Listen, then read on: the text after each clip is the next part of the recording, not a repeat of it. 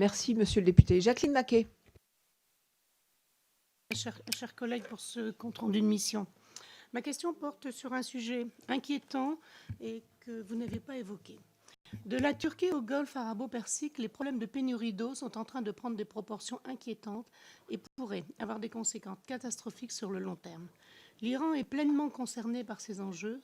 Dans le sud-ouest du pays, la forte pollution rend l'eau imbuvable, augmentant son prix et provoquant des émeutes.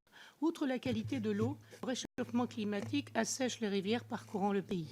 La question de la gestion de la ressource eau dans la région est devenue primordiale, d'autant qu'elle a déjà mené la Turquie, la Syrie, l'Irak, l'Iran à se menacer de guerre. Ainsi, pour garantir un accès à l'eau potable à sa population, la République islamique a adopté une politique de gestion qu'on pourrait qualifier d'agressive. L'armée iranienne mène ainsi régulièrement des opérations pour détruire les cultures et intimider les paysans, notamment le long de la frontière délimitée par la loi, pour assurer un meilleur approvisionnement de ces agriculteurs nationaux.